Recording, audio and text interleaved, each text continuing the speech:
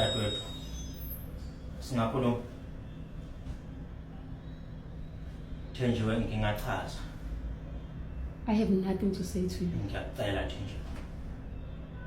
Explain what Zibuse. How you and your wife decided to stab me in my back. How? Sikhaphele. Ayengaseyona ihaba yawadadewethu. Exaggerating. Yebo.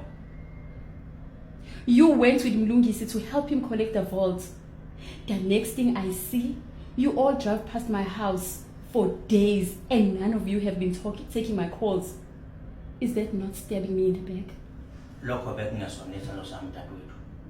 Umlungisi uyi obesithathela izinqumo.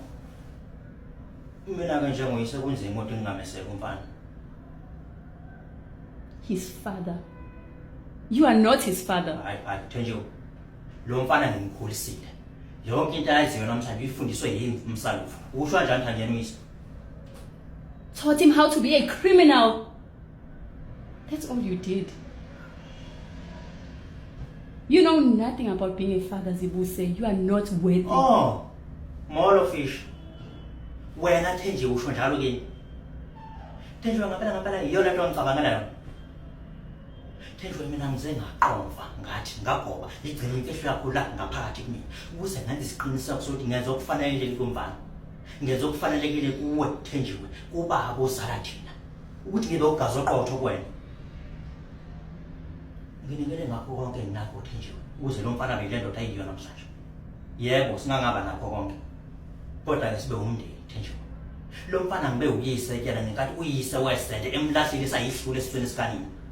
Ngapho ngithi ngiyakhaphela Thenjiwe. Mina bengena kusho lutho kulesimo Thenjiwe. Kodwa umlungisi uye obesithathela isinqumo sokuthi ufuna ukujezisa wena ngokumfihlela ngemvelaphi yakhe.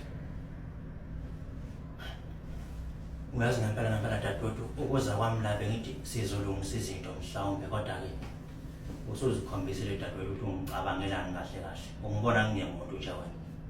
Zibuse. Sala dadewethu.